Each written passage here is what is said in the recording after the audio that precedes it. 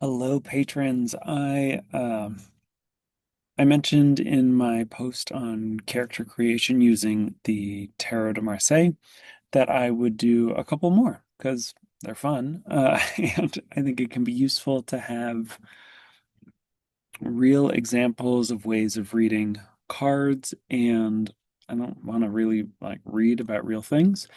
And so reading about fictional characters, creating fictional characters can just be a fun way of tapping into the specificity of using divination. It can be a fun way of experimenting because it doesn't really matter. They're fictional. Like they don't exist until you bring them into life. They don't, uh, you know, it doesn't matter if you're right or wrong, but what happens to them, right? It's just interesting to play with. And so, with that in mind, I decided to do another one for you all. So, this is going to follow the same structure where I'm just doing a bunch of 3 card readings for each of these different categories related to a character. Um, I've not really looked at these other than to create this little slideshow. Let me get rid of the sort of ugly things. Um, in these 3 card readings, because that is traditional for Marseille, they, they're meant to be quick, multi-purpose, very intuitive, very open to interpretation. People think that Marseille is very by the book, that you have a bunch of meanings that you have to memorize, and certainly you benefit from that in the same way that you do from any other form of tarot. But the Marseille, particularly the minor arcana, are so abstract. They're based in color and shape and implement. You can bring in things like numerology, meanings of the suits, etc. Um, but it's nice to remember that you don't have to be super rigid with them, and instead can just sort of let them tell you the story that they have. So I'm going to go through and annotate. Again, I haven't seen these cards really other than to just pull them. Um, so this is a fresh character creation take on the fly. Um, just to note, I'm using cards from the Multi Marseille Tarot by Tom Benjamin. It's Creative Commons. You can create your own version of the deck. You can use the images as long as you're not profiting off of them. Um, yeah, and it is a more representative, diverse deck, but still within the, I believe it's Jean Noblet Marseille. So, with that in mind, we start with character concept, which is this sort of big picture idea, right? Like, what is the essence of the character? In the previous example, I had done a Dungeons and Dragons character, a fantasy character, someone that would be involved in sort of like battles and fighting. This character does not need to be. We can have them be sort of like a more generic character. They don't even have to be fantasy oriented, although, that's always fun if you're into fantasy. Um, but I really like mystery stories. I really like cozies and like Agatha Christie style stories. Um, so let's sort of set it in that world. We have the 10 of swords and then the devil and the 9 of batons. And I'm using batons instead of wands because in the Marseille they were pretty much just sticks, right? They weren't magical wands in any kind of way. And so the the baton is really a much more primitive, aggressive, basic tool than a wand. I do think it's interesting that we have wands. Same goes for, pentacles. We're going to use coins. The sword, sometimes confusing to people, they are curved because they are like scimitars, sort of I'd say Eastern swords, Middle Eastern swords. I think the Khopesh, the scimitar, these were curved blades. Of course, you see some that are straight that are outside of the main pattern. But that was super confusing to me the first time that I used a Marseille deck. I totally misidentified what were swords and what were wands or batons. So I'm really just stalling because I have no idea how I'm going to read this. But we start with the Ten of Swords, moving to the Devil, and then the Nine of Batons. So overall, right, this is a lot of stuff. We have a 10, we have a 9, and we have majors. So this is sort of like big, busy, end of the journey. Like this is a more mature person. I'm guessing that they've sort of been through a lot. There is this really interesting sort of battle.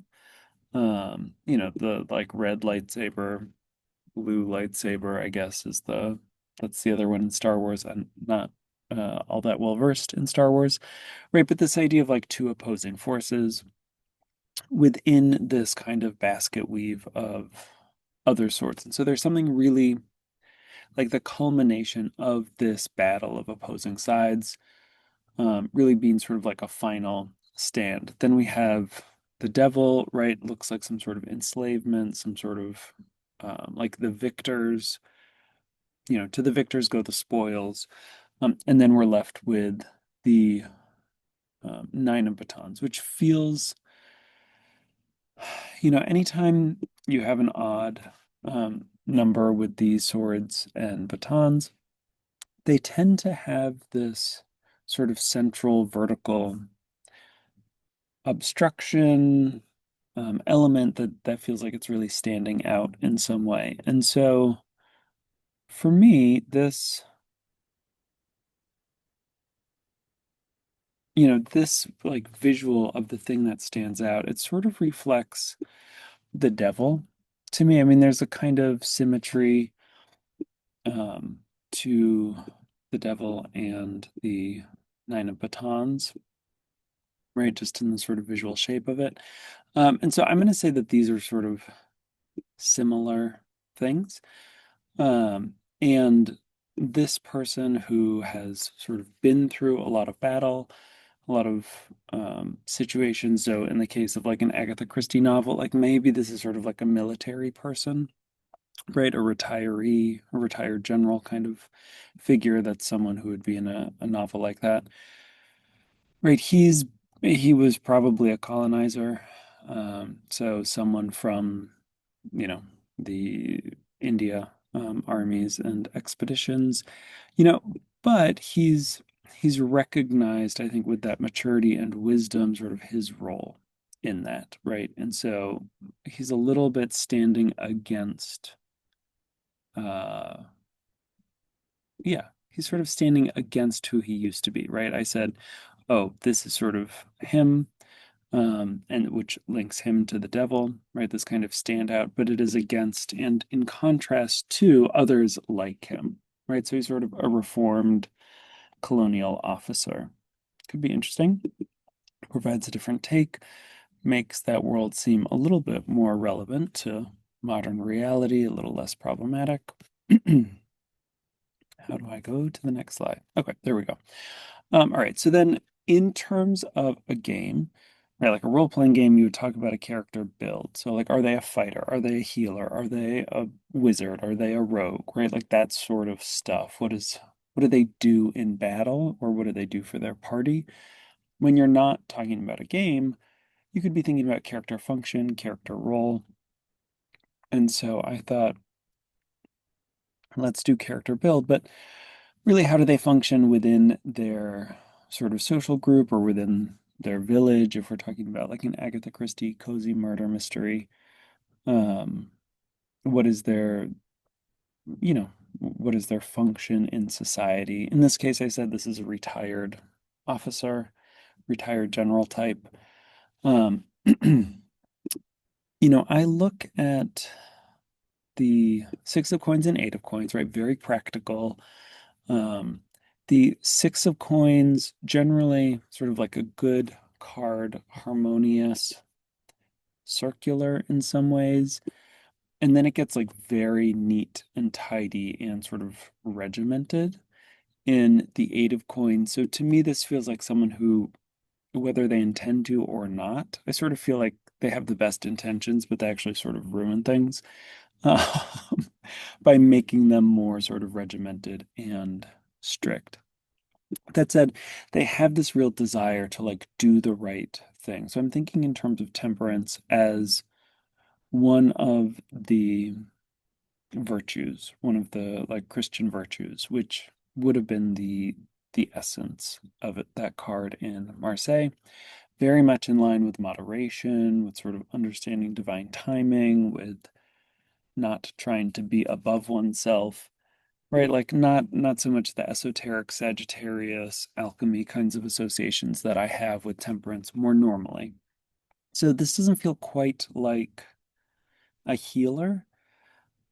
Um, but it does seem like someone who's trying to do the right thing, trying to help people get things like right, like the sort of person who's like, oh, let's go running together. Let's fix your diet. Let's do all this stuff. You're like doing stuff for other people that maybe they don't really want to do, right?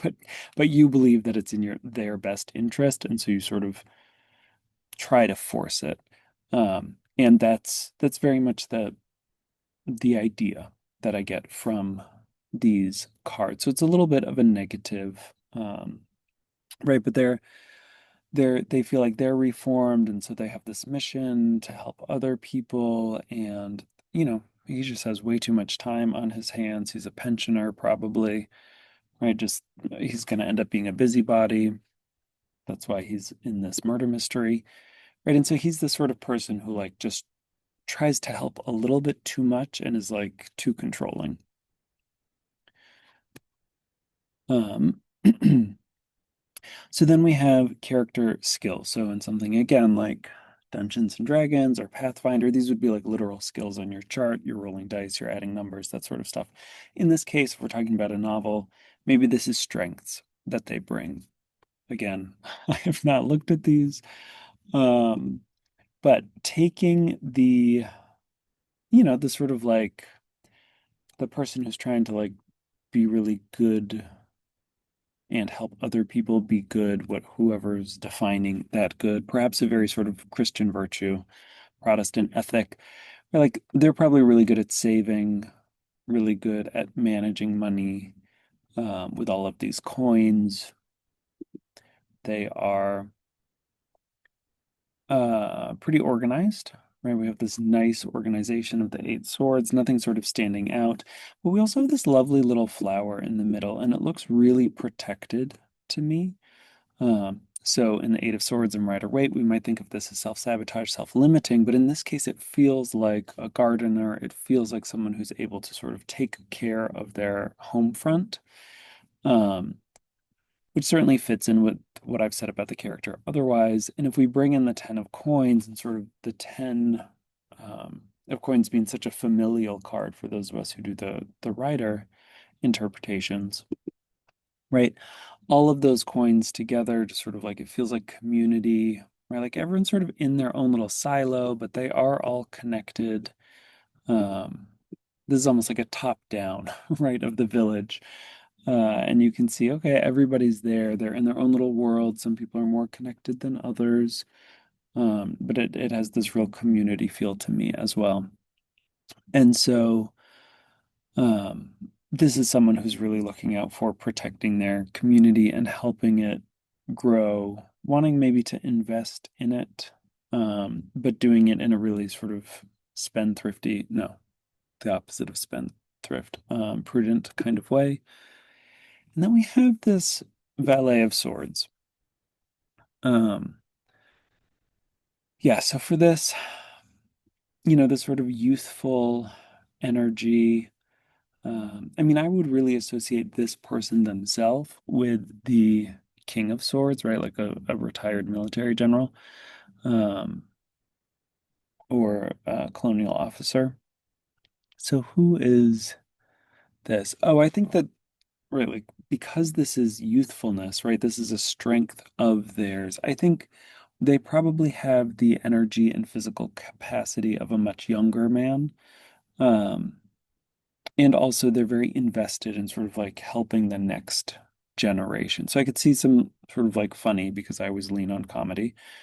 Um, some funny interactions with like a younger generation who he's trying to help, who just like he's totally out of touch with, and they really don't want the sort of help um, that, the sort of stuffy older man who's trying to be whatever would be providing.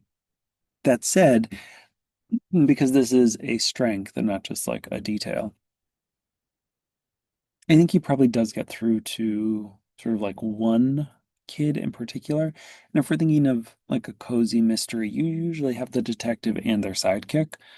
And so I feel like this would be sort of like the older retiree and like the younger person who's like, very much like only murders in the building, right? You have these two old guys and this young woman. I could really see something like that where there is this connection between a sort of older generation who's trying to be helpful and can actually be quite useful in a variety of ways, and this younger person who's willing to sort of entertain them and correct and redirect and learn together. So that's what I'm going to go with.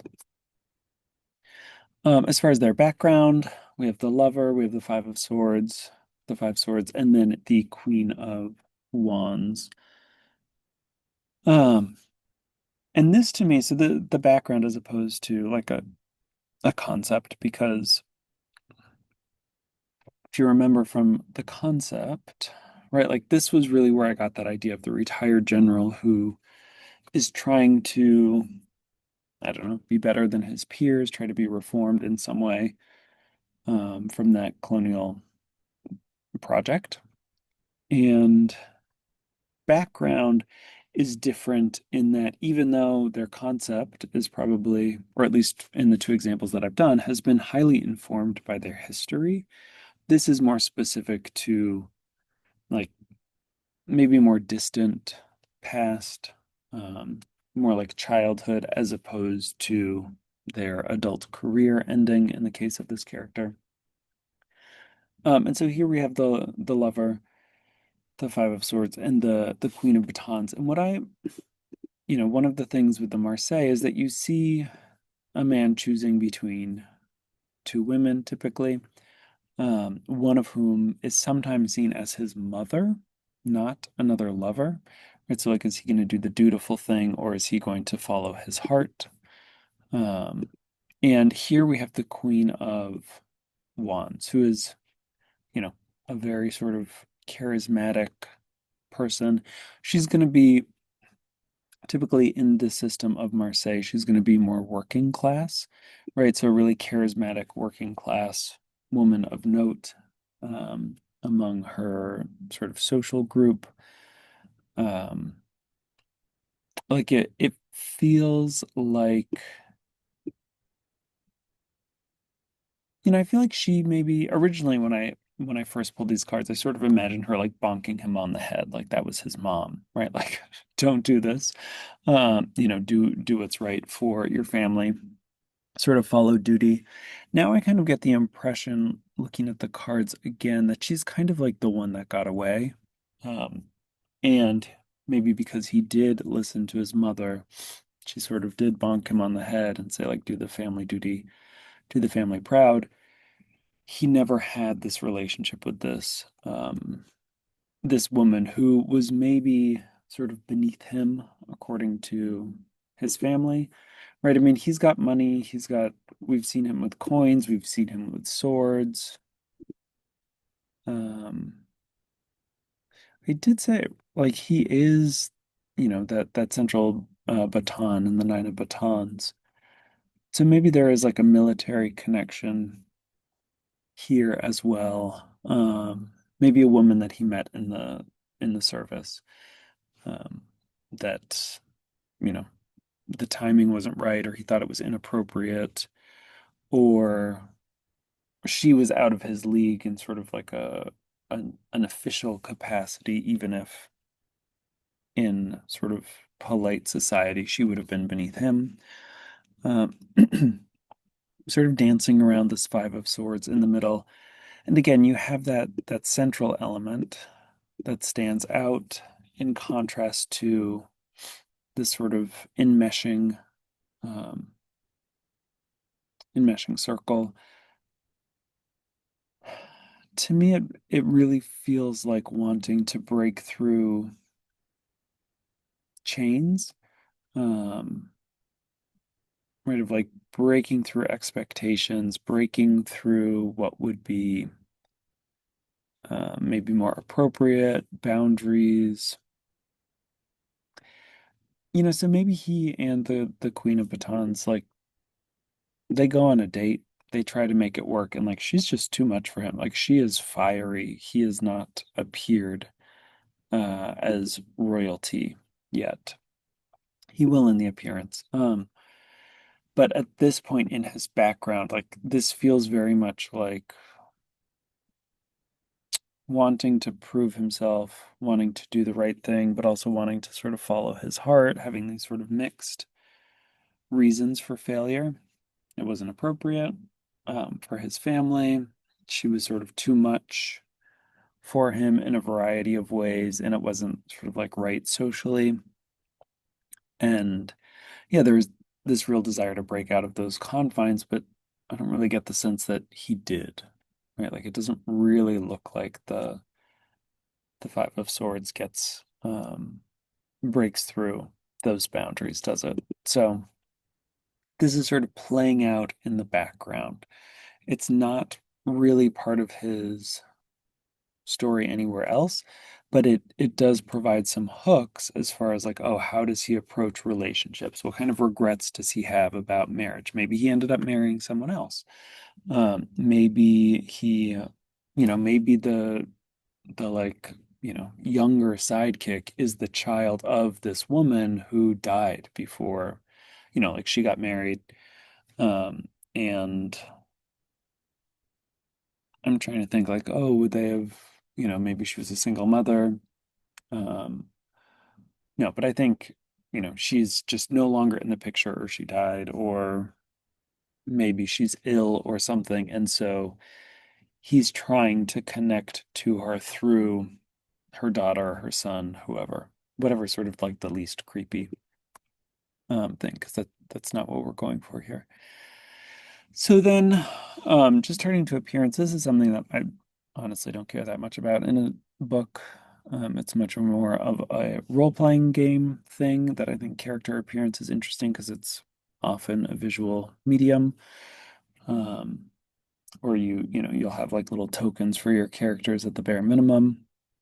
And that can honestly be a fun part of the whole process. In a book, I care less what someone looks like. But what is interesting is all of these people um, are looking sort of to the right. So there's a bit of side eye. Um, they are, yeah, they all have this kind of skeptical look. So I imagine he has like expressive eyes and eyebrows. It's sort of a thing that I can call back to. They've all got these hats too. Right. I mean, I think all of the court cards, um, and this is mostly court cards, Valet of Coins, King of um, Batons, and then you have the Major, the Emperor. I think all of those court card men may have hats, but the Emperor also has a hat. And so I think it's really interesting to imagine, okay, maybe this is someone who like his signature thing is a hat. Right. I mean, he's not going to be wearing a skirt. It's not that kind of story. It's not the era. That's not who he is. Um, but yeah, there's something about the hat that really draws me and the sort of skeptical eyes, the side eye, the expressive eyebrows. The one guy's holding a coin, and then we have these two scepters here. We have these sort of two shields here. I don't know if there's anything else there. There may be. But the hat and then the expressive eyebrows and the kind of side eye, I feel like is the essence of appearance that I want to bring into the story. I don't care a lot about the other things, but a hat is an interesting prop as part of a costume, and then the eyes, the expressive eyebrows, the skeptical side eye, that kind of thing. Um, that goes into, little like details about the character that I do think convey different kinds of messages. And so then the last thing is the character name. Um, yeah, so I sometimes think of this as,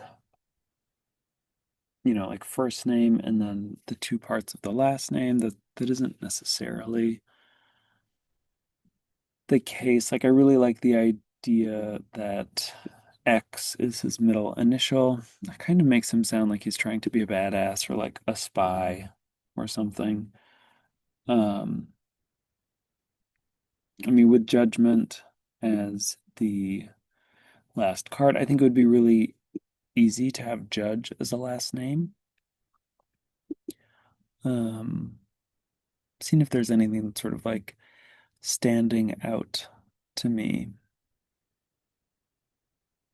Like the angel's wings, that flag, those elements are interesting. Um, there's something almost like tartan-ish, right? So maybe this is a Scot, um, and maybe their last name is just Scott. Or I might look up like, oh, okay, what is judge in Scottish, or what like last name is associated with judges or the justice system or courts or things like that. If I wanted to get really in depth, I'll just go with judge or Scott. We'll see. Okay, so we have X, which is this sounds like an absurd name with that X as the middle initial, but that's what came to me. So I'll go with that.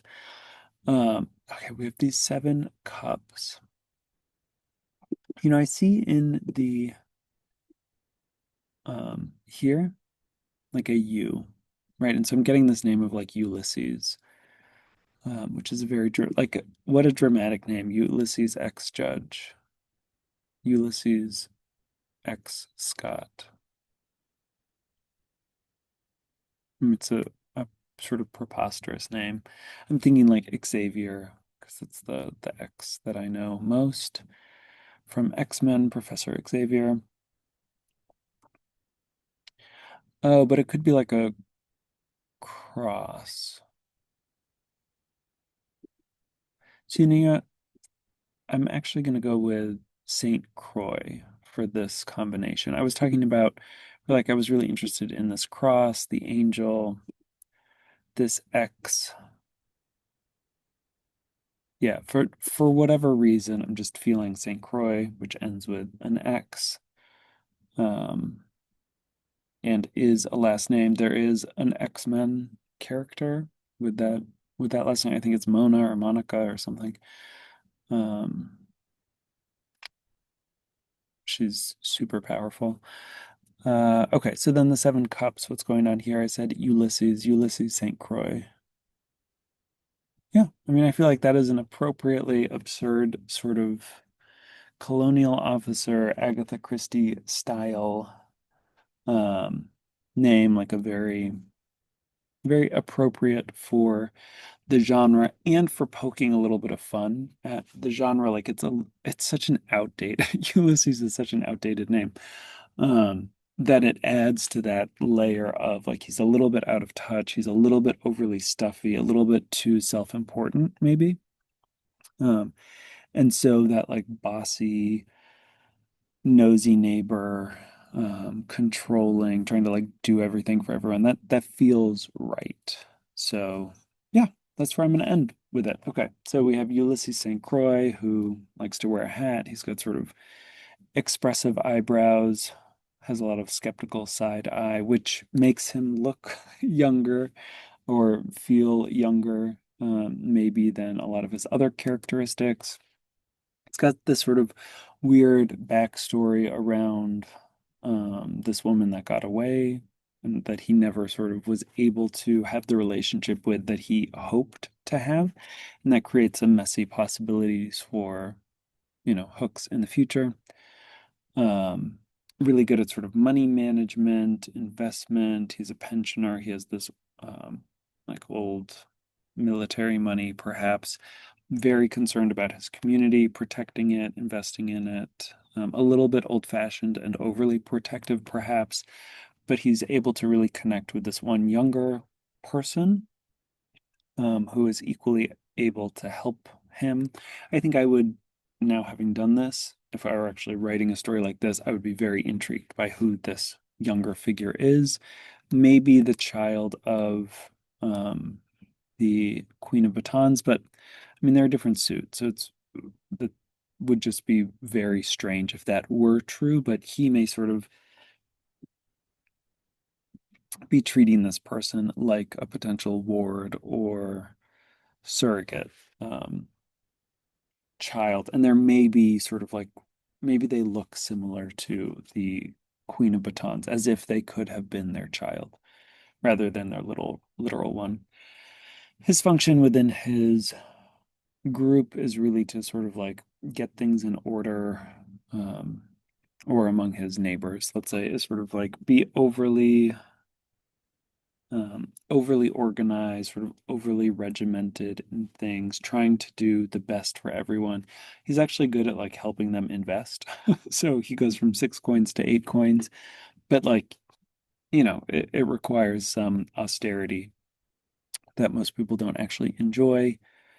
Um, and this idea really stems from his being sort of like reformed and having this very strict, problematic, regimented, controlling kind of backstory, that then he wants to reform, stand up against, sort of help, um, be a more useful contribution in sort of fixing problems that maybe he helped create at one point or another.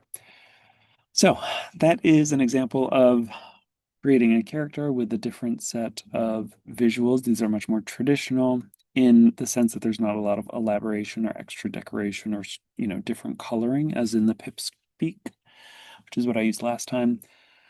The non-conventional nature of it is from the inclusion of more diverse figures. But yeah, so that was the character creation with Marseille. Something that I think is super fun and I hope helps you see the ways that you can be using Marseille in more fun, intuitive, open-ended ways. I will be doing a workshop on using the Tarot de Marseille a week from Saturday, so that is June 28th, I think. Yeah, June 28th is when that is, 11 a.m. Pacific, 2 p.m. Eastern, and then it'll go like 2.5, 3 hours, depending. Right now, there are not a lot of people who are signed up for it, and so it could be a great time for, personal practice, play with these things, getting to ask questions, really dig in with your own questions for readings, things that you would like to see. Oh, how would I answer this question with the Marseille? Because the best way to get to know these tools is to practice with them. Fiction gives you a lot of room to experiment, but then of course real readings, real things going on in your life allow you to verify, right? Put them in context, really get clear, and also know like, oh, okay, this is like, I know what this may be pointing out to. Let's dig a little bit deeper. In the workshop, we're not just going to be working with 3 card readings, but that is a very traditional way, and so that's a great way of just sort of like knocking out a bunch of sort of sub questions, getting some good details, allowing them to layer naturally, and sort of putting the pieces together. So I like practicing that with fiction as well. All right, hope that you had fun, and thank you as always for your support. We'll talk to you later.